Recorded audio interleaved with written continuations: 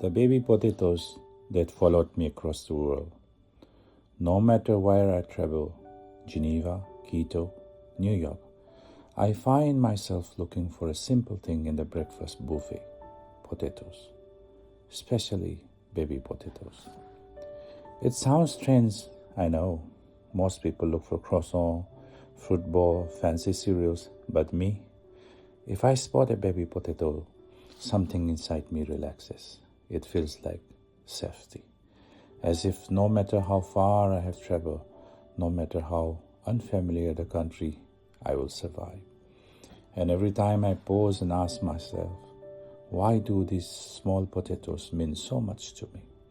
My memory goes back, far, far back to Manipur, to my childhood, to Thai.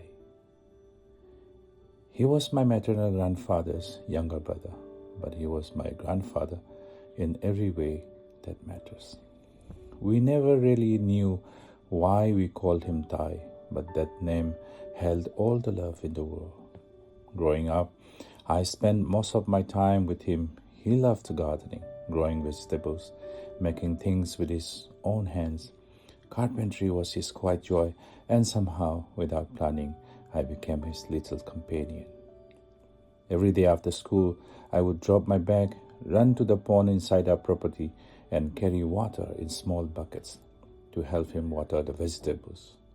Those moments, I can still smell the wet earth. I can still feel the sun setting behind the hills.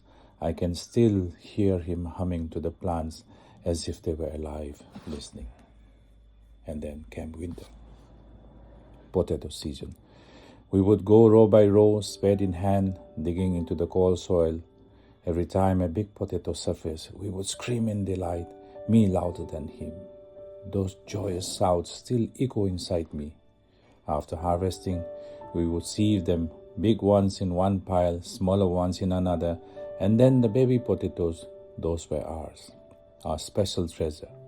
We would fry them that very night with a little oil, a little salt, and a kind of happiness that only comes once in a childhood. Life took me far from those fields: MBBS, exams, travel, stress, journeys that felt endless. I remember one particular journey, Imphal to Guwahati by bus, almost 24 hours, and then Guwahati to Delhi by train, sometimes 36 to 48 hours, and then Delhi to Chandigarh, rattled, exhausted, half hungry, half anxious, praying I remember at least something for the PG entrance in PGI Chandigarh. By the time we reached Chandigarh, my friends and I used to joke that whatever knowledge we had already evaporated somewhere in the twists of Manipur's hills, or fallen off the train in the noise of hawkers and the fear of pickpockets. 10 or 12 days later, I returned home the same way. When I got off the cycle rickshaw and walked towards our house, I froze.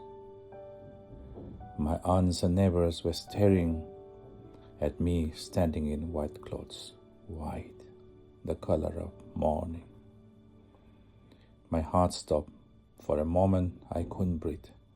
My mother had a chronic liver disease. Was it her? I forced my voice to ask, "What happened?" And they cried all at once before speaking the words that split something inside me. We lost Thai. I dropped my luggage. Everything inside me collapsed. How? He was so strong. They told me he had taken his scooter to meet someone nearby. A stroke, a massive one. He died on the way to the hospital. Just like that.